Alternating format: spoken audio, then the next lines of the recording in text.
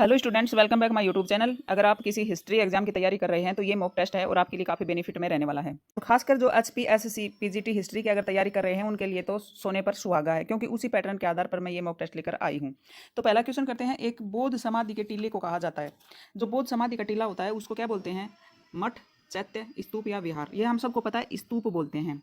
क्या बोलते हैं? स्तूप बोलते हैं। सॉरी, क्या बोलते हैं? स्तूप बोलते हैं। स्तूप में क्या होता है? स्तूप बौद्धों से जुड़ी जो बौद्ध समाधि के टीले होते हैं, जिसमें ये परंपरा, वैसे तो हमारे भारत में पहले से ही ये परंपरा थी, लेकिन बाद में धीरे धीरे ये बौद्धों से जुड़ गई। इसमें क्या होता था? बौद्धों से जुड़ी मतलब बुद्ध से जुड़ी सामग्री, जैसे बुद्ध की अस्थियाँ, उनके प्रयोग किए जाने वाले सामान रखकर टीलानुमा आकृति बना दी गई थी, जिसे आज हम स्तूप कहते हैं। बौद्ध धर्म में इन स्थानों को बहुत पवित्र माना जाता है। तो ये क्वेश्चन समझ में आ गया। अब सेकंड क्वेश्चन बहुत इंपॉर्टेंट है। मैगस्थनीज के अनुसार पोलीबोथरा का अर्थ क्या है? पोलीबोथरा क्या था? अभी मैगस्थनीज के बारे में पढ़ते हैं। मैगस्थनीज कौन था? मैगस्थनीज सेल्यूकस निकेटर का राजदूत था। राजदूत समझते हो ना, मीडिएटर, जो चंद्रगुप्त मौर्य के दरबार में आया था।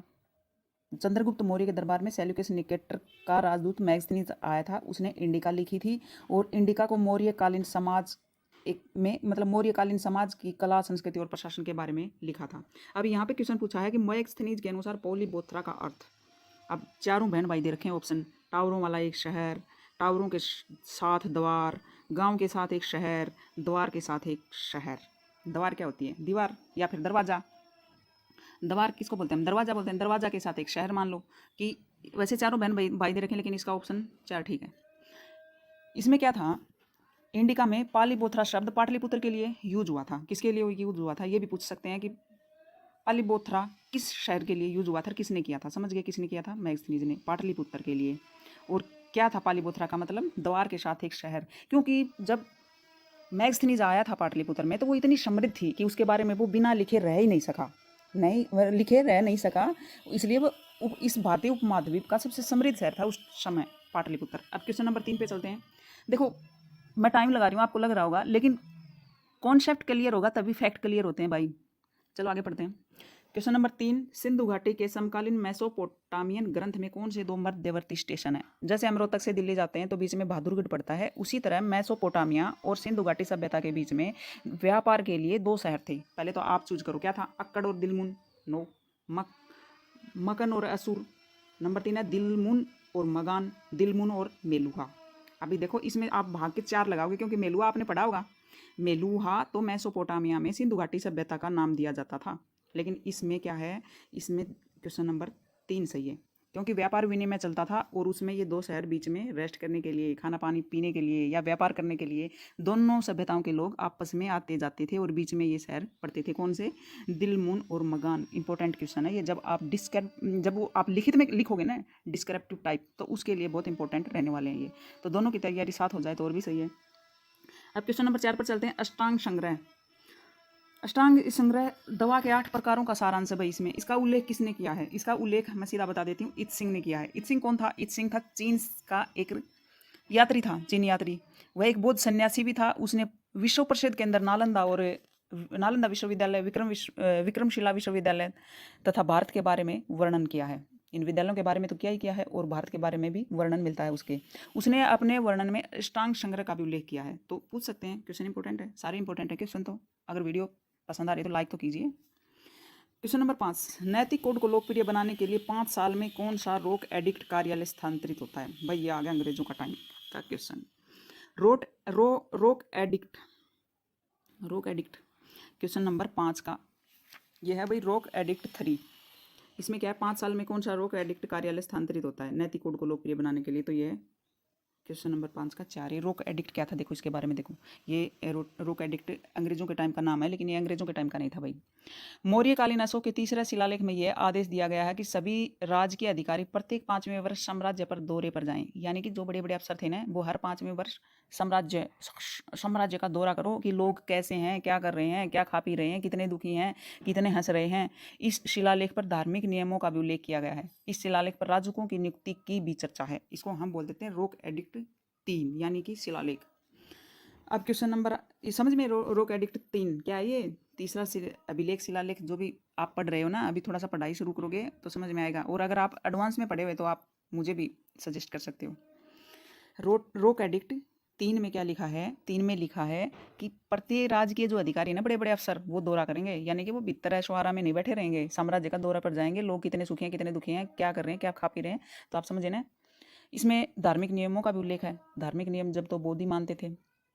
राजकों की नियुक्ति की भी चर्चा की गई है। तो चलो अब नेक्स्ट देखते हैं। Sorry, question number 6। हड़प्पा की मुहर आमतौर पर मुलायम पत्थर से बनी होती हैं, जिसे कहा जाता है, ये क्वेश्चन तो बहुत ईजी है, जिसको सेलखड़ी कहा जाता है। क्या कहा जाता है यहाँ पे देखो, सेलखड़ी है क्या? सेलखड़ी तो नहीं है, तो इसको बोला जाता है भाई स्ट्रीट लाइट भी कहा जाता है, स्ट्रीटाइट भी कहा जाता है, सॉरी स्ट्रीटाइट भी कहा जाता है। क्या कहा जाता है? स्ट्रीटाइट। इसका क्या है, हड़प्पा काल की जो मुहर थी ना, हड़प्पा या सिंधु घाटी सभ्यता की सबसे विशिष्ट पूरा वस्तु है वो सेलखड़ी, यानी स्ट्रीट लाइट बोलते हैं, स्ट्रीटाइट, सॉरी स्ट्रीट लाइट नहीं स्ट्रीटाइट बोलते हैं सेलखड़ी को, दूसरा नाम है ये, पूछ सकते हैं। ये पत्थर था, सेलखड़ी नामक पत्थर से बनाई गई है। इन मुहरों का सामान्य रूप से जानवरों के चिन्ह एवं ऐसी लिपि का चिन्ह अंकित करते थे जिन्हें अभी तक पढ़ा भी नहीं जा सका है। इनके ऊपर या तो जानवर मिलते थे या कोई ऐसी लिपि है उल्टी सीधी जैसे जे या कुछ, लेकिन आज तक समझ नहीं आई है, वो पढ़ी नहीं गई है। ये भी एक क्वेश्चन बनता है। अब क्वेश्चन नंबर 7 पे आ जाओ। हड़प्पा के पुरुषों छवि के निचले परिधान के लिए किसका प्रयोग किया गया है? भाई जो निचला परिधान बोलते हैं उनके नीचे मतलब क्या पहनते थे, ये कुछ साक्ष्य मिले हैं और उसी साक्ष्यों के आधार पर हमारे इतिहासकारों ने इतिहास लिख दिया और हमारे एग्जामिनर इसके क्वेश्चन बना देते हैं और हमारे लिए पढ़ना जरूरी है अगर एग्जाम पास करना है तो। और वीडियो पसंद आए तो प्लीज़ यार लाइक तो कर दो। क्वेश्चन नंबर 7 का, जो क्या पहनते थे, धोती पहनते थे, धोती आज पहनते हैं, तो सीधी सी बात है, कुछ कुछ कॉमन सेंस भी लगा लिया करो, हम वैसे ही हैं जो 2-2.5 साल पहले थे, तो मान जाया करो। कुछ कुछ बातें कुछ समझ ना आए ना तो आज के हिसाब से इतिहास को जोड़ लिया करो। देखो भूतकाल पर वर्तमान टिका है और वर्तमान के ऊपर हमारा भविष्य टिका है, यही हमारा इतिहास है, इसलिए इतिहास पढ़ना जरूरी है। जो इतिहास को नहीं जानते वो बच्चे, जो इतिहास में इंटरेस्ट नहीं रखते, वो कहेंगे इतिहास क्या पढ़ना जरूरी है, गई बात पीछे। लेकिन इतिहास पढ़ना इतना जरूरी है, बहुत ज़्यादा जरूरी है, क्योंकि इतिहास के ऊपर हमारा वर्तमान टिका है और वर्तमान के साथ हमारा भविष्य चलता है। ठीक है, समझे। Question number 8। मेसोपोटामिया और हड़प्पा ने एक ही अनाज का उत्पादन किया और उनके पास एक ही तरह के पालतू जानवर थे। हालांकि हड़प्पा के पालतू जानवरों में से कौन सा एक जानवर मेसोपोटामिया में नहीं मिला था? बड़ा टेढ़ा मेढ़ा क्वेश्चन है भाई, ऐसे क्वेश्चन बनाएंगे, इतने हल्के में मत लेना, ये क्वेश्चन बड़े बड़े शैतानी टाइप के हैं। अभी इसने क्वेश्चन क्या पूछा है, मेसोपोटामिया और हड़प्पा ने एक अनाज का उत्पादन किया था। एक जैसे अनाज थे, जो गेहूँ, ठीक है, चावल के तो साग से कभी कभार मिलते हैं, बाद में मिलते हैं, लेकिन अच्छे से नहीं मिले हैं घोड़े और चावल के। हमारे सिंधु घाटी सभ्यता में बोलते हैं कि मिले भी हैं नहीं भी मिले हैं, इतिहासकार सहमत नहीं है, लेकिन फिर भी अनाज एक जैसा ही खाते थे, क्योंकि व्यापार चलता था भैया आपस में, तो वही चीज़ें खाते पीते थे। उनके पास एक तरह के पालतू जानवर भी थे। हालांकि हड़प्पा के पालतू जानवरों में से कौन सा एक जानवर मेसोपोटामिया में नहीं मिला था? भाई हम ज़्यादा आगे थे, उनसे एडवांस थे, क्योंकि हमारे पास हाथी था, उनके पास हाथी नहीं था। ठीक है। मेसोपोटामिया सभ्यता की उत्पत्ति दजलार फरात नदियों के बीच में हुई थी। आधुनिक इराक में पड़ता है, उसके बारे में वो भी हमारे टॉपिक में है, मेसोपोटामिया। भारत के सैंधव सभ्यता एवं मेसोपोटामिया सभ्यता के बीच व्यापारिक संबंध तो थे, 1000 बार पढ़ चुके हैं हम, जो उत्खनन से प्राप्त मोहरों से पता चलता है, क्योंकि मोहरें बताती हैं, हम नहीं बताते, हमने तो जो हमारे इतिहासकारों ने खोजा है, खुदाई की है, उसी के हिसाब से हम पढ़ रहे हैं। ठीक है। दोनों सभ्यताओं के पालतू पशुओं में हाथी मेसोपोटामिया सभ्यता में नहीं पाया जाता था, तो अपना हाथी हम एडवांस थे भाई, हम हाथी वाले थे, उनके पास हाथी नहीं था। अब नेक्स्ट क्वेश्चन करते हैं, इतना हो गया ना। अब क्वेश्चन नंबर 9। सिंधु घाटी के लोगों को निम्नलिखित में से कौन सा खेल ज्ञात था? भाई जब खेलते भी थे, अब तो हम टीवी में भी खेल देख लेते हैं, उस टाइम चलो सैटेलाइट का ज़माना तो नहीं था, लेकिन खेल वेल काफ़ी चलते थे। ठीक है, खेलों के तो साक्ष्य मिलते हैं। देखो सिंधु घाटी सभ्यता में ना टेराकोटा, टेराकोटा किसको बोलते हैं? जो लघु मरण मूर्तियाँ होती हैं, छोटी छोटी आग में पकी हुई मिट्टी की मूर्तियाँ सिंधु प्रदेश से प्रचुर मात्रा में पाई गई हैं। ठीक है, जिसका प्रयोग खेल के रूप में या पूज्य प्रतिमाओं के रूप में होता था। बच्चे रोते थे, आज तो प्लास्टिक के खिलौने बनाते थे, तब छोटी छोटी मूर्तियाँ पका देते थे ईंटों के साथ में, सेलखड़ी जैसे मोहरें बनाते थे, मिट्टी की सब चलती थी। तो इसका प्रयोग खेल के रूप में, पूज्य प्रतिमाओं के रूप में भी होता था। जो पूज्य प्रतिमाएं होती थी वो भी ऐसे ही बनाते थे। इसमें क्या था, इसमें क्या पूछा गया है? सिंधु घाटी लोगों को निम्नलिखित में से कौन सा खेल ज्ञात था? भाई हमारे सिंधु घाटी जो लोग थे उनको क्या क्या खेलते थे? ठीक है, सॉरी थोड़ा सा रुको। इसमें कुत्ता, भेड़, गाय, बैल, बंदर की प्रतिकृतियां प्राप्त हुई हैं। तो वो मिट्टी के प्लेटों से खेलते थे, या मिट्टी के लकड़ी के खिलौने से नहीं खेलते थे, टेराकोटा के खिलौने नहीं थे, पत्थर की प्लेट नहीं थी, मिट्टी की प्लेट होती थी जो खिलौने टाइप की होती थी। ठीक है, ज़्यादातर मिट्टी का ही आपको पूछा जाता है, तो ऐसी चीज़ें मिट्टी की बनाई जाती थी, बर्तन भी बनते थे। अपने शिलालेखों के माध्यम से, क्वेश्चन नंबर 10 पे आ जाओ भाई। हमारे शिलालेखों के माध्यम से लोगों से सीधे बात करने वाले पहले भारतीय शासक कौन थे? बाप रे, अपने शिलालेखों के माध्यम से लोगों से सीधे बात किसने करी थी? भाई जो शिलालेख जिसने ज़्यादा लिखे थे वही तो सीधे बात करेगा। थोड़ा थोड़ा कॉमन सेंस यूज करो। कौन थे वो? मौर्य शासक अशोक पहला शासक था जिसने शिलालेखों के माध्यम से जनता से सीधे संवाद की प्रथा प्रारंभ की थी, क्योंकि उन्होंने हर जगह पे शिलालेख लिख दिए, जो आम जनता की भाषा होती थी उसमें लगा दिए, पाली भाषा में लिख दिए, तो क्या था, लोगों ने पढ़ लिए, पढ़ दिए तो आजकल भी हम जैसे हमारी सॉरी प्रस्तावना लिखते हैं, हर जब हम कोई बुक खोलते हैं कोई भी एनसीईआरटी की, तो उसके अंदर हमारी प्रस्तावना मिलती है, तो वो हमारे लिए एक संदेश है। उसी तरह उन्होंने भी संदेश दिए थे। तो सबसे ज़्यादा किसने संवाद करे थे? ये क्वेश्चन पूछने का टेढ़ा टेढ़ा टेढ़ा अर्थ है, बाकी टेढ़ा मेढ़ा करके घुमा के पूछ रहे हैं, तो ये हमारे अशोक महान। ठीक है, कर्म मार्ग की क्वेश्चन नंबर 11 देख लो भाई। कर्म मार्ग की सिफारिश किन के द्वारा की गई थी? सॉरी, कर्म मार्ग, ठीक है, कर्म मार्ग की सिफारिश किन के द्वारा की गई थी? तो ये इसका आंसर है भाई, सीधा बता देती हूँ, भगवान कृष्ण। भगवान कृष्ण कर्म मार्ग की सिफारिश किन के द्वारा की गई थी? आप तो कहोगे ये तो सिलेबस में नहीं है, लेकिन जब हम वैदिक सभ्यता पढ़ते हैं, जैसे हम 7वीं सदी तक का इतिहास पढ़ते हैं ईसा पूर्व से, तो इन चीज़ों का यहाँ पे उल्लेख मिलता है। जैसे छंदोग्य उपनिषद में श्री कृष्ण का उल्लेख सर्वप्रथम मिलता है, उसमें कृष्ण को देवकी का पुत्र एवं अंगिरस का शिष्य बताया गया है। ठीक है, भागवत धर्म का सिद्धांत भी भगवत गीता में निहित है, क्योंकि हमारे धार्मिक चीज़ें भी हम पढ़नी पड़ती हैं इसमें। हमारे सिलेबस में इतना इजी मत लेना, वो कम लाइन में बना रखा है, लेकिन बहुत डीपली है वो, जिसमें कृष्ण भगवान द्वारा कर्म मार्ग की सिफारिश की गई है। तो कौन है? भगवान कृष्ण ने कर्म मार्ग की, क्योंकि हमारे भगवत गीता में भी कर्म का उल्लेख है, तो कॉमन सेंस। क्वेश्चन नंबर 12 भाई, ऋग्वेद पाठ में अयस नाम से किस धातु कर्म को इंगित किया जाता है? देखो अयस ऋग्वेद में, ऋग्वेद आया तो हमारा लोहा लोहा मतलब आ गया था तब। ऋग्वेद काल में अयस शब्द का प्रयोग तांबे कांसे के संदर्भ में किया गया है। ऋग्वैदिक लोगों को तांबा धातु की जानकारी थी तथा धातु कर्म की भी जानकारी थी, परंतु व्यापार के अस्तित्व के कोई प्रमाण नहीं है। संभवतः तांबे एवं कांसे का प्रयोग कृषि कार्य एवं घरेलू उपयोग में होने लगा था। तांबा तो सबसे पहले ही मिला था, तो तांबा है यहाँ पे ऑप्शन में, तो तांबा लगाओ, ठीक है ना। अब क्वेश्चन नंबर 13, कौन से वेदों में आर्य वर्ण और 10 राजना का उल्लेख किया गया है? आर्य वर्ण और 10 राजना का उल्लेख, देखो ऋग्वेद काल में भरत और त्रित्सु दोनों आर्यों के शासक वर्ग थे। कौन कौन थे पूछ सकते हैं? ये भरत और त्रित्सु दोनों आर्यों के शासक वर्ग थे, इनके पुरोहित वशिष्ठ कहलाते थे। कालांतर में भरत वंश के राजा सुदास तथा अन्य 10 राजाओं ने 5 आर्य तथा 5 आर्योत्तर जनों के प्रधान थे। ठीक है, इनके मध्यम जो परशुणी रावि के तट पर युद्ध हुआ, जिसे दशराज युद्ध कहा जाता है, परशुणी के तट पर युद्ध हुआ था, जो रावि बोलते हैं आजकल। आर्यवर्ण एवं 10 राजना का उल्लेख ऋग्वेद में किया गया है। किसका? आर्यवर्ण का उल्लेख कहाँ पे मिला है? कहाँ पे मिला है? ऋग्वेद में। तो इसका सही आंसर है गाइस 4, ऋग्वेद। पंच सिद्धांतिका किसने लिखी थी? पंच सिद्धांतिका किसने लिखी थी? राइटर भी पूछ सकते हैं, तो इसके वारामिर है भाई, ये तो आपको पता है, वारामिर ने लिखी थी पंच सिद्धांतिका। चलो नेक्स्ट देखते हैं, क्वेश्चन नंबर 15। अब क्वेश्चन नंबर 15 में क्या है? 1853 में हड़प्पा मोहर की खोज करने वाले पहले व्यक्ति कौन थे? देखो क्वेश्चन इंपॉर्टेंट है भाई। ये अलेक्जेंडर कनिंगम भारतीय पुरातत्व सर्वेक्षण के पहले डायरेक्टर थे। कौन थे? Alexander Cunningham. उन्होंने उस 19वीं शताब्दी के मध्य में लिखित स्रोतों के आधार पर उत्खनन प्रारंभ किया था। बड़ा तेज आदमी था ये अलेक्जेंडर कनिंगम। वैसी बात नहीं है, अंग्रेज जितना खा के गए ना, तो उतना हमें सयाना भी बना के गए हैं, कुछ एडवांस टेक्नोलॉजी भी दे के गए हैं, जिससे हम लोगों का डेवलप हुआ। हड़प्पा कालीन मुहर उनको सर्वप्रथम प्राप्त हुई, परंतु उनकी यह धारणा थी कि भारतीय सभ्यता की शुरुआत गंगा घाटी से पनपी। वो क्या मानते थे? ये भी पूछ सकते हैं कि कनिंगम ने क्या माना था। कनिंगम मानते थे कि भाई गंगा घाटी ही सब कुछ है भारतीयों के लिए, क्योंकि हम आज के दिन गंगा मान रहे थे उस टाइम जब 19वीं शताब्दी में खोज की थी। तो उन्होंने गंगा घाटी से पनपी होगी तथा हड़प्पा के महत्व को समझने में चूक गए थे। ये बाद में इतिहासकारों ने पता किया है। तो इसका किसने किया था? हमें इतना याद रखना, अलेक्जेंडर कनिंगम ने 1853 में हड़प्पा मोहर की खोज करने वाले पहले व्यक्ति थे। क्वेश्चन नंबर 16, मगध साम्राज्य की सफलता के कारणों में निम्न में से कौन सा कारण था? मगध साम्राज्य की सफलता क्या क्या थी भाई? मगध साम्राज्य की बड़ी लंबी चौड़ी सफलता का राज था, उसमें 2-3 अगर याद रख लोगे तो बेड़ा पार है भाई। उसके अंदर क्या था? मगध में सबसे ज़्यादा लोहा है। मगध का एरिया झारखंड, पटना, ये एरिया आता है। अभी भी उनके पास में लोहा है, कोयला है, लेकिन उस समय लोहे की डिमांड बहुत थी, क्योंकि लोहे से हथियार बनने लगे, लोहे से हल्के फाल बनने लगे, जिसे टेक्नोलॉजी टाइप का एक डेवलपमेंट आया था उस समय। मगध इसलिए और महाजनपदों से ज़्यादा समृद्ध और सुदृढ़ हो गया था, क्योंकि वहाँ पर एक तरह से टेक्नोलॉजी अच्छी आ गई थी लोहे की वजह से, क्योंकि लोहे की फाल से हल बनाने लगे, लोहे से कुरेदने वाले कस्सी कुल्हाड़ी ये भी बनाने लगे, औजार बनने लगे, हथियार बनने लगे, जिससे मगध औरों से ज़्यादा सक्षम हो गया। अब क्वेश्चन नंबर 16 देखते हैं, सॉरी 16 तो हो गया, 17 देखते हैं। मौर्य राजवंश के पंच चयनित चांदी के सिक्कों पर कौन सा प्रतीक मौजूद था भाई? ये तो इंपॉर्टेंट क्वेश्चन है। वैसे तो क्वेश्चन तो मेरे सारे इंपॉर्टेंट हैं, आप लाइक ही कम कर रहे हैं। क्वेश्चन नंबर 17, मौर्य राजवंश के पंच चिन्हित जो सिद्धांत और चांदी के सिक्कों पर सिद्धांत बोले, पंच चिन्हित और चांदी के सिक्कों पर कौन सा प्रतीक मौजूद था? मौर्य काल में कौटिल्य द्वारा रचित अर्थशास्त्र में बताया गया है। कृषापण, यानी कृषापण किसको बोलते थे? चांदी के सिक्के। सुवर्ण क्या होता था? सोना। भाषक होता था तांबा, और कांकणी होता था तांबा। देखो थोड़ा थोड़ा नाम ऐसा ही, कृषापण चांदी, सुवर्ण सोना, और माशक या भाषक भी बोलते थे तांबा, और कांकणी तांबा।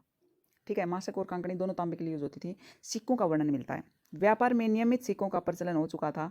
आहत रजत मुद्राएं मौर्य साम्राज्य की मान्य मुद्रा थी। क्या क्या थी? आहत सिक्के प्रचलन में थे मौर्य साम्राज्य में। इन मुद्राओं पर क्या क्या होते थे? मोर की आकृति होती थी, पेड़ पर्वत होते थे, सॉरी पेड़ नहीं, आधा चांद की छाप होती थी। मुद्रा परीक्षण वाला अधिकारी रूप दर्शक होता था। ठीक है, तो इसका सही आंसर है ऑप्शन नंबर 2। क्या क्या होते थे? मोर और अर्धचंद्राकार होते थे। आहत बोला जाता था सिक्कों को, तो मोर जो संबंधित है ना, तो वो मयूर यानी मौर्य साम्राज्य से। क्वेश्चन नंबर 18, किस हड़प्पा साइट पर घोड़े के दांत पाए गए थे? भाई घोड़े के दांत पाए गए थे।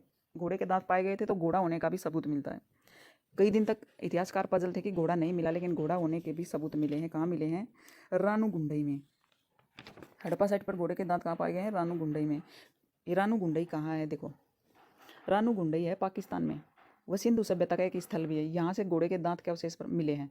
इसके अलावा गुजरात का जो हमारा सुरकोतड़ा है ना, वहाँ भी घोड़े की अस्थियाँ मिली हैं। तो घोड़ा होने के सबूत तो हड़प्पा सभ्यता में मिल गए हैं, लेकिन थोड़े लेट मिले। पहले पुराने क्वेश्चन में पूछा जाता क्या नहीं मिला, तो वहाँ घोड़ा लिखा जाता था। अभी घोड़ा मिल गया है। तो ये रानागुंडई कहाँ है? पाकिस्तान में, हमारे नल्ले पाकिस्तान में, याद रखना भाई। अब क्वेश्चन नंबर 19, किस साहित्य ने सरकार द्वारा शराब के निर्माण पर सलाह दी? किस साहित्य ने सरकार द्वारा शराब के निर्माण पर? पियकड़ों की तो बल्ले बल्ले हो गई होगी उस टाइम। ये है भाई ऑप्शन 4, अर्थशास्त्र में है। हमारे कौटिल्य जी ने भी शराब का समर्थन किया है, याद रख लो। कौटिल्य ने लिखी थी अर्थशास्त्र। देखो, नाम तो है इकोनॉमिक्स और बात होती है प्रशासन की, ये भी याद रखना। कौटिल्य ने लिखी थी। अब क्वेश्चन नंबर जो 19 है, इसके बारे में तो ज़्यादा बताने की ज़रूरत नहीं, बता चुकी हूँ। इसमें जो कौटिल्य की जो अर्थशास्त्र है, या चाणक्य भी बोल देते हैं, दो नाम है। इसमें राज्य व्यवस्था, कृषि, न्याय, राजनीति आदि विभिन्न पहलुओं पर विचार किया गया कौटिल्य जी ने। इस पुस्तक की प्रकृति है ना, वो उपदेशात्मक है एवं सलाहात्मक है, क्योंकि उपदेश और सलाह दिया है कोई माने तो। अर्थशास्त्र में उस समय की जो राजनीति, अर्थनीति, विधि, धर्म आदि का प्रकाश मिलता है, मतलब वर्णन मिलता है। इस पुस्तक में सरकार द्वारा शराब के निर्माण पर सलाह दी गई थी। ठीक है, क्वेश्चन इंपॉर्टेंट है, याद रख लियो। ये शराब है ना, ये आज की नहीं है, ये तो पहले टाइम की भी है। तो चलो, ये पीडीएफ हो गया, नेक्स्ट पेज देखते हैं। अब क्वेश्चन नंबर 20, कौशल के प्राचीन साम्राज्य की राजधानी कौन सी थी? भाई कौशल के प्राचीन साम्राज्य की राजधानी कौन सी थी? ये महाजनपदों से क्वेश्चन है और इम्पोर्टेंट भी है, और आपको आता भी है श्रावस्ती। श्रावस्ती कौशल की क्या थी? प्राचीन साम्राज्य की राजधानी श्रावस्ती थी। 6वीं शताब्दी ईसा पूर्व में 16 महाजनपद हुए थे। भाई पता है, एक कौशल महाजनपद था जिसकी राजधानी क्या थी? ये श्रावस्ती थी। कौशल महाजनपद उत्तर प्रदेश में था। आज का जो उत्तर प्रदेश है ना, उसमें कौशल था।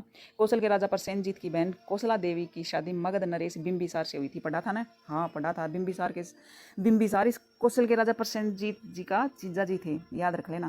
क्वेश्चन नंबर 21 में आ जाओ भाई। ऋग्वेद काल में इस्तेमाल होने वाले सोने के सिक्कों का नाम क्या था? ले भाई, ये पहले तो हमने पढ़े थे आहत सिक्के मौर्य साम्राज्य के। अब आ गया हमारा ऋग्वेद जी। ऋग्वेद में सिक्कों का क्या नाम बोला जाता था?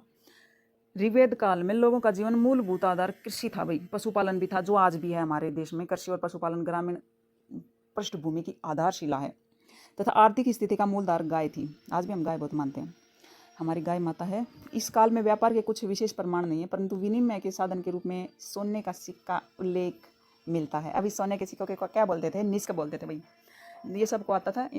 निष्क ऋग्वेदिक कालीन सिक्कों को बोला जाता था। जो सिक्के होते थे वो निष्क होते थे। ये आप सबको, मुझे पता है ये आप सबको आता था, इजी क्वेश्चन था, बहुत बार इसको पढ़ चुके हैं पहले, तो ये ज़्यादा हार्ड क्वेश्चन नहीं था। क्वेश्चन नंबर 22 वैसे इंपॉर्टेंट था।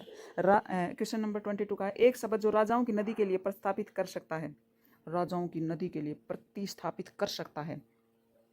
देखो, ये राजतरंगिणी शब्द राजाओं की नदी के लिए प्रस्थापित कर सकता है। राजतरंगिणी कलण द्वारा रचित एक पुस्तक है जिसमें कश्मीर के इतिहास का वर्णन मिलता है। राजतरंगिणी भारतीय ऐतिहासिक परंपरा की पहली पुस्तक मानी जाती है जिसमें घटनाओं का वर्णन व्यवस्थित एवं तिथि के अनुसार है। इसकी मेन बात यही है कि इसमें घटनाएं व्यवस्थित हैं।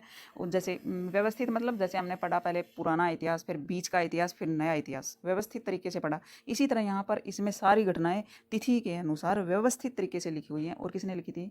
कलण ने। थोड़ा थोड़ा इनको भी याद करना जरूरी है। हमारे सिलेबस में इनको नहीं दिखा रखा, लेकिन जब क्वेश्चन बनते हैं ना तो लगता है ये कहाँ से क्वेश्चन आ गए। ठीक है, अब क्वेश्चन चलते हैं। तो इसका सही आंसर क्या हो गया? 4 राजतरंगिणी। क्वेश्चन नंबर 23, संभावित जीत को एक निर्णायक हार में परिवर्तित हो गई। संभावित जीत जो एक निर्णायक हार में परिवर्तित हो गई थी, यह कथन निम्नलिखित में से कौन सी लड़ाई का संकेत देता है? यह कथन निम्नलिखित में से कौन सी लड़ाई का संकेत देता है? यह कथन पानीपत की द्वितीय लड़ाई के संदर्भ में कहा गया भाई। जो हेमचंद्र अपना हेमू विक्रमादित्य है, एवं अकबर के संरक्षण बैरम खां के बीच में जो लड़ाई हुई थी, उस युद्ध में हेमू की सेना काफ़ी ताकतवर थी, फिर भी हेमचंद्र की पराजय हो गई। एक तीर हेमचंद्र की आंख में आकर लग गया, जिससे सेना तितर बितर हो गई और मुगलों की जीत हो गई, क्योंकि मुगलों ने वहाँ पे अफवाह फैला दी, हेमू मर गया, हेमू मर गया। और हम तो जैसे है ना कि हताश हो गए, भी छोड़ दिया हथियार, चल भाई मेरा भाई, और वहाँ पे मुगलों की जीत हो गई। ये जीत हमारे लिए बहुत नुकसानदायक रही है। इस युद्ध के पश्चात दिल्ली पर अफगानों में मुगलों के बीच चलने वाला संघर्ष अंतिम रूप से मुगलों के पक्ष में चला गया। हेमचंद्र सूर शासक आदिल शाह के दरबार में प्रधानमंत्री था। किसके शासक में था ये ना, किसके दरबार में था शासक था, आदिल शाह, उसके दरबार में प्रधानमंत्री था। लेकिन देखो इस हेमू की कितनी हिम्मत थी कि राजा बन के बेचारा अकेला लड़ गया, लेकिन अफवाह फैला दी। एक युद्धों में एक ऐसी भी रणनीति होती थी पहले कि किस तरीके से हम जीत सकते हैं, तो ये चीज़ें अपनाते थे। तो अब क्वेश्चन आगे देखते हैं, जो हो गया वो हमें पढ़ना है। क्वेश्चन नंबर 23 का तो पता चल गया, पानीपत की कौन सी लड़ाई थी? पानीपत की दूसरी लड़ाई थी भाई, क्योंकि हेमू हार गया था। गोल्डन भ्रूण के रूप में जाना जाता है, गोल्डन भ्रूण, हाई राजसूया, तुला भस्म, असमेव, तुलाभरम, असमेव और हिरण्यगर्भ। गोल्डन भ्रूण के रूप में क्या जाता है भाई? देखो गोल्डन भ्रूण क्या था, ये था हिरण्यगर्भ। जो हिरण्यगर्भ था, ये भारतीय हिंदू साहित्य में सृष्टि का आरंभिक स्रोत माना जाता है। इसका शाब्दिक अर्थ है भाई प्रदीप्त गर्भ या उत्पत्ति स्थान। जो उत्पत्ति होती है वो गर्भ से होती है। इस शब्द का प्रथम उल्लेख ऋग्वेद में हुआ भाई, किसका? हिरण्यगर्भ का। वेदांत एवं दर्शन ग्रंथों में भी हिरण्यगर्भ शब्द कई बार आए हैं। सामान्यतः इसका प्रयोग जीवात्मा के लिए हुआ है। गोल्डन भ्रूण है ना, इसको इंग्लिश में नाम दे रखा भाई हिरण्यगर्भ का, ठीक है। ऐसे क्वेश्चन थोड़े थोड़े माइंड में ले लो, बाकी इतना डीपली नहीं है, ये अपने आप उसी टाइम समझ आ जाते हैं क्या हो सकता है, क्योंकि ये तीनों ऑप्शन तो कुछ जाते ही नहीं है। गोल्डन भ्रूण, भ्रूण से हिरण्यगर्भ, गर्भ से हिरण्यगर्भ, आप पकड़ लोगे। क्वेश्चन नंबर 25 पर आ जाओ भाई। रामानुज के आध्यात्मिक शिक्षक कौन थे? देखो आप थोड़ा सा ना फास्ट करते हैं, नहीं ज़्यादा टाइम लग जाएगा, पीडीएफ बड़ी हो जाएगी। देखो 25 का है 2। रामानुज के आध्यात्मिक शिक्षक कौन थे? यादव प्रकाश बताते हैं भाई, लेकिन ये क्वेश्चन मेरे को थोड़ा सा, इसको छोड़ो, आप बताना इसमें, ठीक है। इसका मेरे को ये यादव प्रकाश, आप अगर कन्फर्म है तो बताना। अब क्वेश्चन नंबर 26, आधुनिक किले और अजमेर के आधुनिक शहर का निर्माण किसने किया था? भाई जो आधुनिक किले और अजमेर के आधुनिक शहर का निर्माण किसने किया था? ये जो अजमेर का जो निर्माण किया था, ये किया था राजा अजय देव ने। ये क्वेश्चन थोड़ा फास्ट पढ़ते हैं, ये डाल दिए, लेकिन ये सिलेबस में अपने दे नहीं रखे, वही बात है, लेकिन ये क्वेश्चन आ जाएंगे कि क्यों सीधी सीधी 7वीं शताब्दी तक का इतिहास है, ऐसे सीधा सीधा आर्थिक और उसके साथ में मतलब सारी चीज़ें, जान मान का नुकसान होता है, ये सब चीज़ें आर्थिक में आ सकती हैं। आर्थिक इतिहास तो हमारा 7वीं सदी तक का सिलेबस डाल रखा है, तो उसमें भी पढ़ना जरूरी है। ये थोड़ा थोड़ा साइड बाय दाएँ बाएँ दाएँ की चीज़ें भी।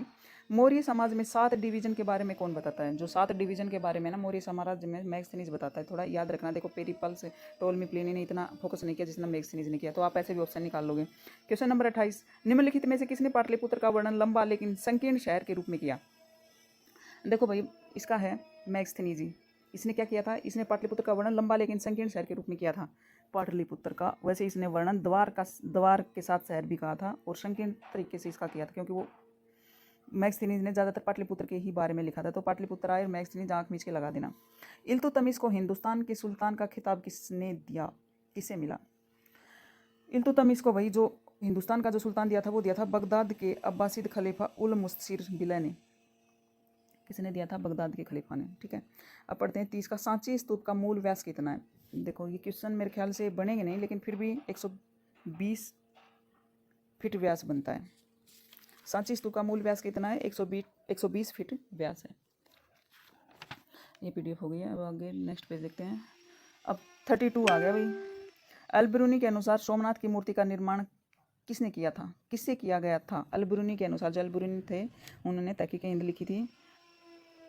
सोमनाथ की मूर्ति का निर्माण किससे किया था? तो इसका जो सोमनाथ की मूर्ति का निर्माण किससे किया था वही पूछा गया है। तो इसका ऑप्शन ए ठोस सोने से किया गया था भाई, सॉरी, सोने को तोड़कर ले गया था मोहम्मद गजनवी 1025 में। तो किससे किया गया था सोमनाथ की मूर्ति का निर्माण? ठोस सोने से। अब थोड़ा इसके बारे में देखो भाई, ये क्वेश्चन इंपॉर्टेंट है। अल-बिरूनी एक यात्री था जो उज्बेकिस्तान का रहने वाला था। उसने उस समय उपलब्ध सबसे अच्छी शिक्षा प्राप्त की थी। अल-बिरूनी पढ़ा लिखा इंसान था भाई। वह सीरियाई, फारसी, हिब्रू तथा संस्कृत भाषा का जानकार था। देखो वो दूसरे देश से आकर हमारी संस्कृत भाषा को अच्छे से पढ़ लिया था। उसकी रचना किताब उल हिंद है। 11वीं सदी में भारत आया, महमूद गजनवी के साथ आया था वो। उसके विवरण के अनुसार सोमनाथ मूर्ति का निर्माण ठोस सोने से हुआ है, मतलब ठोस सोने से हुआ था। और उस मूर्ति को कौन ले गया? गजनवी ले गया, हाथियों पर लाद कर। वो आरामी व्यक्ति था। सोमनाथ मंदिर को तहस नहस कर दिया था 1025 में, उसका बड़ा आक्रमण था वो। अब देखो आधुनिक डिल्का की स्थापना किसके द्वारा की गई थी? इसको जल्दी जल्दी देख लेते हैं भाई। आधुनिक डिल्का की अनंगपाल ने की थी। क्वेश्चन नंबर 34, किस साम्राज्य ने ऋग्वेद के दौरान गलाने की प्रौद्योगिकी की प्रक्रिया को गुप्त रखने की कोशिश की थी? क्वेश्चन नंबर जो 34 है ना, इसका है 2, हित्ती साम्राज्य। किस साम्राज्य ने ऋग्वेद के दौरान गलाने की प्रौद्योगिकी की प्रक्रिया को गुप्त रखने की कोशिश की थी? हित्ती साम्राज्य ने की थी। ठीक है, ये पूछ सकते हैं। बाकी जैसे हम इतिहास पढ़ते हैं ना, हमारे चौथी ईसा पूर्व से पहले का इतिहास और 7वीं सदी तक का इतिहास की आर्थिक स्थिति के बारे में पूछा जा सकता है, तो उनमें ये क्वेश्चन बनते हैं।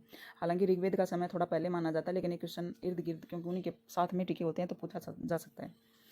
अब पूछते हैं, लुम्बिनी में एक स्तंभ बनाया गया है जहाँ लिखा है यहाँ बुद्ध का जन्म हुआ था। इस स्तंभ को किसने बनाया था? भाई ये क्वेश्चन इंपॉर्टेंट है। लुम्बिनी में एक स्तंभ बनाया गया है, तो उसमें क्या लिखा है? देखो, इसमें क्वेश्चन में आपने पढ़ लिया, तो इसका सही आंसर है अशोक। चलो इसके बारे में थोड़ा सा देखते हैं। लुम्बिनी का जो लुम्बिनी भारत का पड़ोसी देश नेपाल में स्थित है, अभी भी है। 249 यानी 249 ईसा पूर्व अपने राज्याभिषेक के 20वें वर्ष में मौर्य शासक अशोक ने लुम्बिनी की यात्रा करी। कब करी? 249 में, ईसा पूर्व में लुम्बिनी की यात्रा की, तथा उसने 4 स्तूप एवं एक स्तंभ लेख का निर्माण करवाया था। वहाँ पे क्या करे थे? 4 तो स्तूप बनाए थे और एक स्तंभ लेख का निर्माण करवाया था। यहाँ स्तंभ लेख शिलालेख के रूप में है, जिस पर लिखा है कि देवानाम प्रिय राजा अशोक राज्याभिषेक के 20वें वर्ष गौतम बुद्ध की जन्म स्थल की राजशाही यात्रा की। तो आप जान सकते हैं कि जो लुम्बिनी में महात्मा बुद्ध की जन्म स्थली की यात्रा अशोक जी ने की थी, हमारे महान सम्राट अशोक ने। अब क्वेश्चन नंबर 36 पे आ जाओ भाई। जैसे ही गौतम स्वयं बोधि वृक्ष के नीचे बैठे, यह कथन निम्नलिखित पुस्तकों में से किस में है? भाई देखो, कुछ ज़्यादा डीपली क्वेश्चन बना रखे हैं और एग्जामिनर ऐसे ही क्वेश्चन बनाते हैं बाल की खाल निकालने के लिए, तो इसके बारे में हम जानते हैं। इसका है ललिता विस्तार में मिला। यह कथन निम्नलिखित पुस्तकों में से ललिता विस्तार में मिलता है। भाई जैसे ही गौतम स्वयं बोधि वृक्ष के नीचे बैठे, उनको ज्ञान मिल गया, ललिता विस्तार। फारसी दूतावास पाया गया था। फारसी दूतावास पाया गया था भाई अजंता गुफा में। फारसी दूतावास के साक्ष्य हैं भाई। फारसी दूतावास अजंता गुफा में है। ठीक है, अजंता गुफा कहाँ पे है? महाराष्ट्र में, औरंगाबाद जिले में अवस्थित है, जो चट्टानों को काटकर बनाई गई है। 2री शताब्दी में बनाई थी। बौद्ध धर्म से संबंधित चित्रण एवं शिल्पकार इन गुफाओं में मिलते हैं। फारसी दूतावास यहाँ से प्राप्त हुए हैं। भारतीय पुरातत्व विभाग के अनुसार यहाँ 29 गुफाएं हैं। कितनी हैं? अजंता में महाराष्ट्र, ये अजंता है महाराष्ट्र में है, अजंता की गुफाएं महाराष्ट्र में, और 29 गुफाएं हैं। यहाँ पर बौद्ध विहार एवं चैत्य हैं, जो हीनयान बौद्ध धर्म से संबंधित है तथा महायान से संबंधित भी है। हीनयान और महायान 2 शाखाओं में बट गया था ना बौद्ध धर्म, तो दोनों की यहाँ पर गुफाएं हैं, 29 गुफाएं हैं। अब क्वेश्चन आ जाओ भाई 38 पर और अगले पेज में। 1925 से 1225 सॉरी 1900 ही दिख रहा है। 1225 से 26 शताब्दी में इल्तुतमिश द्वारा दक्षिण बिहार के राज्यपाल के रूप में किसे नियुक्त किया गया था? भाई जो सल्तनत काल आ गई, इसमें इल्तुतमिश द्वारा दक्षिण बिहार के राज्यपाल के रूप में किसे नियुक्त किया गया था? ज़्यादा देर पढ़ते पढ़ते पता नहीं क्या पढ़ने लग जाते हैं। 38 में देखो भाई, इल्तुतमिश कौन था ये तो पता ही चला गया। रजिया सुल्तान का फादर भी था और सल्तनत काल का एक गुलाम शासक भी था। इल्तुतमिश दिल्ली सल्तनत का वास्तविक संस्थापक भी था। जब दिल्ली में उसकी स्थिति मजबूत हुई तो 1225 में उसने बिहार पर अपना अधिकार कर मलिक अलाउद्दीन जानी को बिहार का प्रशासक नियुक्त किया। किसको नियुक्त कर दिया भाई? मलिक अलाउद्दीन जानी को बिहार का प्रशासक नियुक्त किया, तथा बंगाल के शासक गयासुद्दीन को पराजित कर बिहार से बाहर कर दिया। बाप रे, कुछ ज़्यादा जुल्म कर दिया उसने तो गयासुद्दीन पे। तो इसका सही क्या है? मलिक अलाउद्दीन जानी, याद रखना भाई, मलिक अलाउद्दीन जानी को नियुक्त किया था दक्षिण बिहार के राज्यपाल के रूप में। अब 39 पे आ जाओ भाई। किस शासक को प्राची प्रदीप पूर्व की रोशनी के रूप में वर्णित किया गया है? किस शासक को? यह भाई इंद्रपाल, कामरूप के, असम के शासक हैं, अच्छे शासक हुए थे। थोड़ा सा पढ़ लिया, कोई बात नहीं। बिंदुसार को इस रूप में जाना जाता था भाई। बिंदुसार को किस रूप में? चंद्रगुप्त मौर्य के बाद उसका पुत्र बिंदुसार मौर्य वंश का शासक बना था। यूनानी लेखों में इसे अमित्रचेत कहा, जिसका संस्कृत में अर्थ है अमित्रगात, तथा वायु पुराण में मद्दसार एवं जैन ग्रंथों में सिंहसेन कहा गया है। बिंदुसार आजीवक संप्रदाय का अनुयायी था भाई। आजीवक संप्रदाय को मानता था बिंदुसार। बिंदुसार का सीरिया के शासक एंटियोकस प्रथम के साथ मित्रवत संबंध था। तो बिंदुसार को इस रूप में जाना जाता था, अमित्रचेत। क्वेश्चन नंबर 41, मोक्ष की प्राप्ति के लिए वेदांत द्वारा कितने तरीकों का सुझाव दिया जाता है? वेदांत के द्वारा हमारा जो मोक्ष प्राप्त होता है वो कितने तरीकों का सुझाव दिया गया भाई? यह है 3 तरीके। सेना के किस हिस्से में हल्दी घाटी की लड़ाई में प्रमुख भूमिका निभाई? सेना के किस हिस्से ने हल्दी घाटी की लड़ाई में प्रमुख भूमिका निभाई? 42 का आंसर है भाई 1, घुड़सवार और हाथी ने। घुड़सवार और हाथियों से होती थी लड़ाई। यह किसने कहा? महमूद मिशनरी नहीं थे, परिवर्तन उनका ध्येय नहीं था। यह किसने कहा? ये तो वही कहेगा जब उसी महमूद के टाइम को इतिहास लगेगा। तो ये बाद में कहा, लेकिन अलबरूनी ने नहीं कहा, लिखा तो अलबरूनी ने था, ये हबीब ने कहा। ये इतिहासकार है हबीब। महमूद मिशनरी नहीं थे, परिवर्तन उनका ध्येय नहीं था, उनका लूटना था, चोर था, डाकू था, बस कुछ नहीं था वो। चलो अब नेक्स्ट है 44। खास द्वार का अर्थ क्या था भाई? खास द्वार का अर्थ क्या था? इसका आंसर है व्यक्तिगत सहचर, सॉरी व्यक्तिगत सहचर। मुगल प्रशासन में हाथियों की कितनी श्रेणियां थी? ये इसमें मैं इस मॉक टेस्ट में ज़्यादातर मुगल को फोकस किया गया है। हम धीरे धीरे सारे मॉक टेस्ट करेंगे और सारे जितने भी यूनिट हैं सबको कवर किया जाएगा, तो प्लीज़ वीडियो को लाइक कर दीजिए। मुगल प्रशासन में हाथियों की कितनी श्रेणियां थी? मुगल प्रशासन में हाथियों की 7 श्रेणियां थी। हाथियों की कितनी श्रेणियां थी मुगल प्रशासन में? एक इंपॉर्टेंट क्वेश्चन है, तो ये 7 श्रेणियां क्या थी? चलो इसके ऊपर डिस्कशन करते हैं। मुगल प्रशासन में हाथियों की 7 श्रेणियां थी। सेना में हाथियों का प्रयोग प्राचीन काल में भारत की एक विशेषता रही है। अकबर के शासनकाल में अकबर ने इसके प्रबंध के लिए फिलखाना नामक अलग विभाग का गठन किया था। हाथियों के लिए क्या किया था? फिलखाना अकबर ने किया था। इसका प्रयोग युद्ध एवं वाहन दोनों में किया जाता था। हाथियों का प्रयोग भाई कहीं जा रहे हैं तो 2-4 जने हाथी पे बैठ के मामा के जाने के लिए चले जाते थे। इसी तरह बड़े बड़े राजा महाराजा दूर दूर तक शादियाँ करते थे, तो आने जाने के लिए भी और घुड़सवारी के लिए भी। और ये अकबर ने तो इसका जो विभाग बनाया था उसका नाम ही फिलखाना रख दिया था। ये भी इंपॉर्टेंट क्वेश्चन है। चलो ठीक है, हुआ ना 2 क्वेश्चन एक साथ। अब 46 पे आते हैं। अब 46 क्या कहता है भाई? घोड़ों की ब्रीडिंग की व्यवस्था कब शुरू की गई थी? जो घोड़ों की ब्रीडिंग की व्यवस्था थी ना वो करी गई थी भाई 1574 ईस्वी में। ठीक है, घोड़ों की ब्रीडिंग की जो ब्रीडिंग मतलब एक प्रजाति की शुरुआत करी गई थी। तो देखो घोड़ों की जो ब्रीडिंग थी ना उसकी व्यवस्था 1574 में मुगल शासक अकबर के समय में की गई थी। मुगल सेना में अश्वारोही सेना मुगल सेना की प्राण मानी जाती थी। जो घोड़ों की जो अश्वारोही थी ना वो अश्वारोही तो कुछ ज़्यादा ही मानते थे। हर जो समृद्ध शासक होता था या जो सक्षम शासक होता था उसके पास घोड़ों की संख्या ज़्यादा होती थी बजाय हाथियों के। यह असल सेना 2 प्रकार की थी। तो बगीर, इन सैनिकों के सारे साज सम्मान होता था, और दूसरी थी सिलेदार, इन्हें अपनी व्यवस्था स्वयं करनी होती थी। मतलब भाई घोड़ों की सेना तो रखी जाती ही थी। तो ये कब हुई थी? 1574 में अकबर के समय में। मुस्लिम इतिहास द्वारा किसे 1000 दिनारी के नाम से जाना गया? 1000 दिनारी किसको बोलते हैं भाई? मलिक काफूर को। किसको बोलते हैं? मलिक काफूर को 1000 दिनार में खरीदा था तो 1000 दिनारी बोलते हैं। ये क्या था भाई? मलिक काफूर है ना दिल्ली सल्तनत के शासक अलाउद्दीन खिलजी का एक प्रमुख अनौपचारिक गुलाम जनरल था भाई। इसे अलाउद्दीन खिलजी के जनरल नुसरत खान द्वारा गुजरात आक्रमण के दौरान लाया गया था, जो अलाउद्दीन का प्रथम सैन्य अभियान था। कौन सा था? गुजरात वाला। आगे चलकर मलिक काफूर खिलजी ने कमांडर के रूप में अनेक युद्धों का नेतृत्व किया। गुलाम था लेकिन बहुत समझदार था, शार्प बुद्धि थी, कमांडर बन गया था, सेनापति। इतिहासकार इसामी के द्वारा इसे अपने गुरु द्वारा 1000 दिनार में खरीदने का वर्णन करता है, जो खंबात का एक धनी ख्वाजा का गुलाम था। इबन बतूता ने भी काफूर को अल अल्फियर था 1000 दिनारी के रूप में वर्णन किया करता है। मतलब इबन बतूता ने भी इसको 1000 दिनारी बोला है। 48 में आ जाओ भाई। गजनी के महमूद का विरोध करने वाले शासक का नाम इकट्ठा हुआ थोड़ा।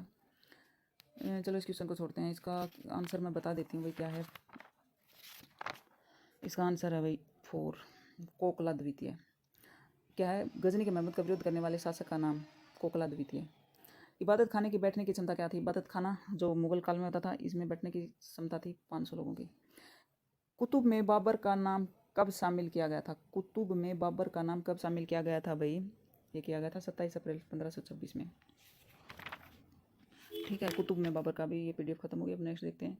शेरशाह द्वारा सिंहासन के उत्तराधिकारी के रूप में किसे नामित किया गया? शेरशाह ने 2 बार खूंसड़े मारे थे भाई हुमायूं को, एक बार चौसा और बिलग्राम में, पहले चौसा में फिर बिलग्राम में। तो शेरशाह ने उसका कार्यकाल थोड़ा रहा था लेकिन उसने काफ़ी सुधार किए थे। शेरशाह ने एक अच्छा शासक था। शेरशाह ने चौसा का युद्ध हुआ था 1539 में और कन्नौज का युद्ध हुआ था 1540 में। मुगल शासक हुमायूं को पराजित कर दिया था और दिल्ली की सत्ता पर द्वितीय अफगान सत्ता स्थापित की थी। वह सूर्यवंश का स्थापक था।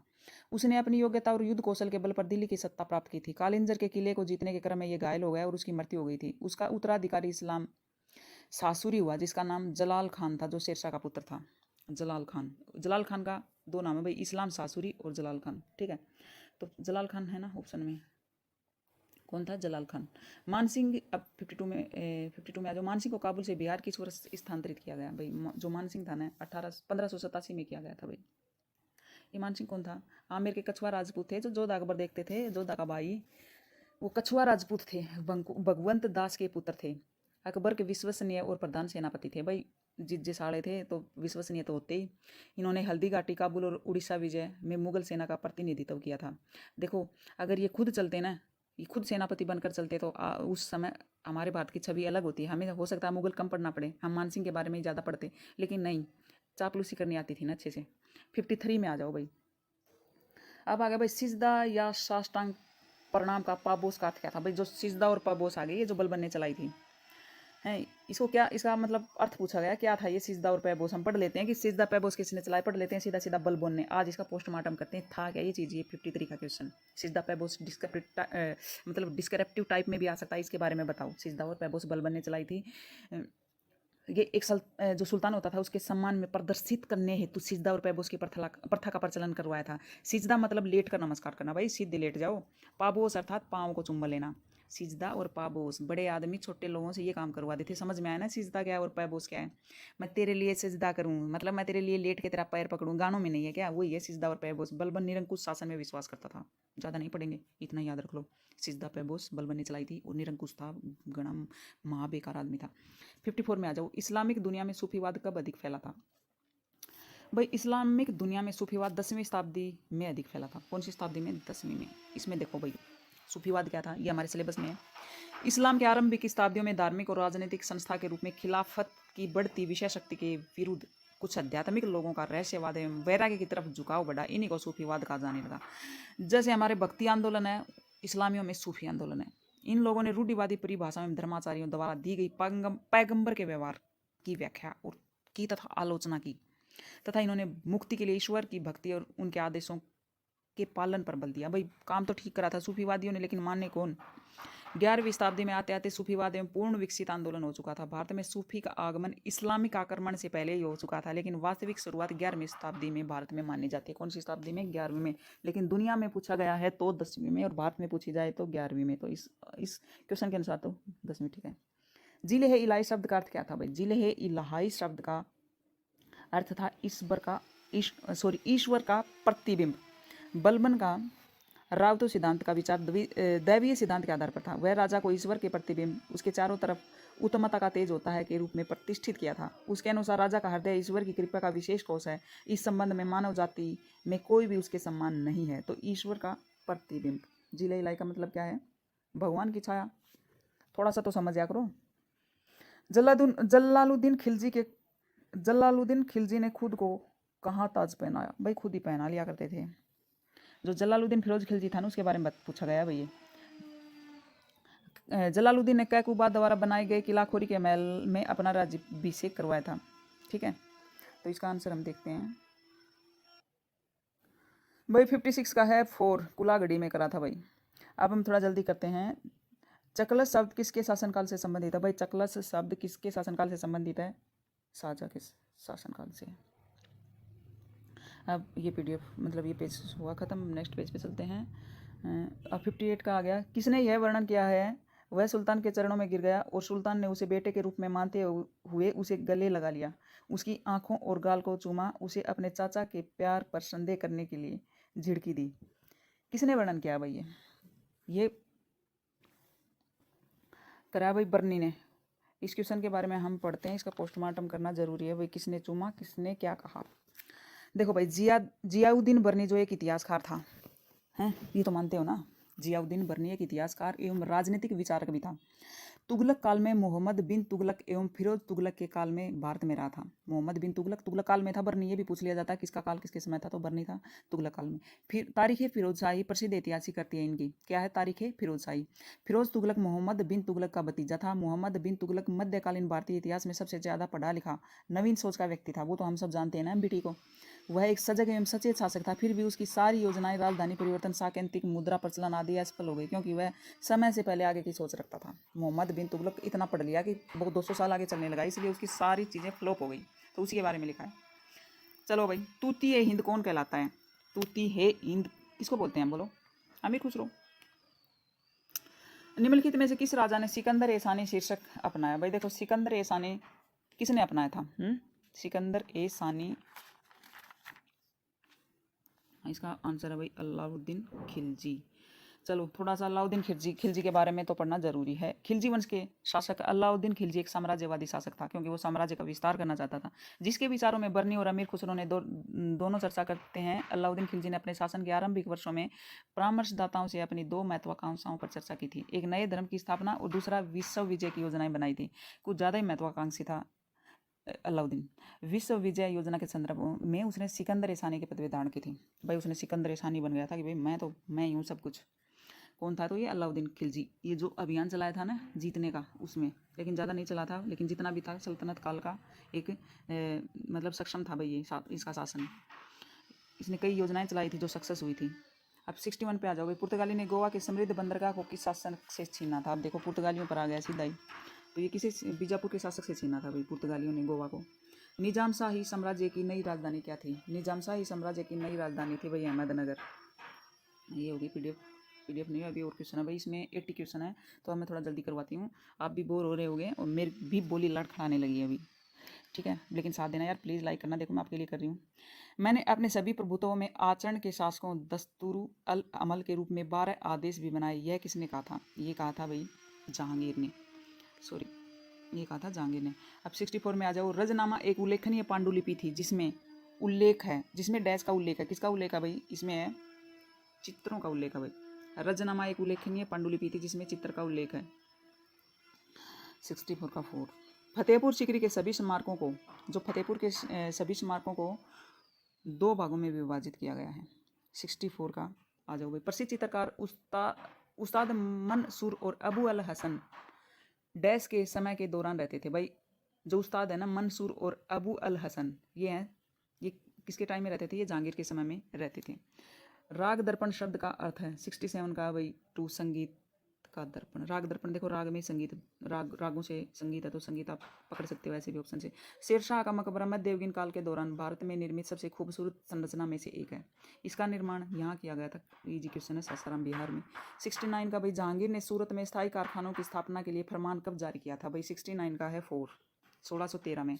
जहाँ अब एक बार इसका पोस्टमार्टम कर लेते हैं, इसके बारे में थोड़ा सा पढ़ लेते हैं। 69 का, जो मुगल साम्राज्य के साथ इंग्लैंड की ईस्ट इंडिया कंपनी का विधिवत व्यापार की शुरुआत जहांगीर के समय में शुरू हुई थी भाई। वैसे जहांगीर के समय में हमारे देश के साथ में जो अंग्रेजों का व्यापार शुरू हो गया था। 1615 में इंग्लैंड के सम्राट जेम्स के राजदूत सर टॉमस रो को जहांगीर ने व्यापार सुविधाएं प्रदान कर दी थी। 6 फरवरी 1613 ईस्वी में जहांगीर की ओर से एक फरमान जारी किया गया था जिसमें सूरत में एक कोठी स्थापित करने एवं मुगल दरबार में एक एलची रखने की अनुमति प्रदान कर दी थी। अब ये हो गया है पेज खत्म। अब नेक्स्ट पे चलते हैं भाई। नंबर भाई 17 पढ़ते हैं। 17 में क्या था? शेरशाह प्रशासन के तहत सिकंदर ए शकदरान और सिकदार डैश के जिम्मेदार थे। देखो भाई ये क्वेश्चन इंपॉर्टेंट है। शेरशाह के प्रशासनिक व्यवस्था 4 स्तरों में विभाजित थी। केंद्रीय शासन, प्रांतीय शासन, सरकार और परगना। क्या क्या थी? केंद्रीय शासन, प्रांतीय शासन, सरकार और परगना। परगना के नीचे गाँवों का समूह था और सरकार प्रशासन 2 प्रमुख अधिकारी थे। प्रथम था सिकदार ए सिकरदान, दूसरा था मुंसिफ ए मुंसिफान। सिकंदर ए शकरदान सरकार स्तर के प्रशासक का मुख्य सैनिक अधिकारी था। क्या था ये? मुख्य सैनिक अधिकारी था और इसका कार्य था कानून व्यवस्था बनाए रखना, ठीक है। और जो दूसरा था उसका क्या था? उसकी जब आगे आएगी तो पढ़ेंगे। वो मालगुजारी करता था।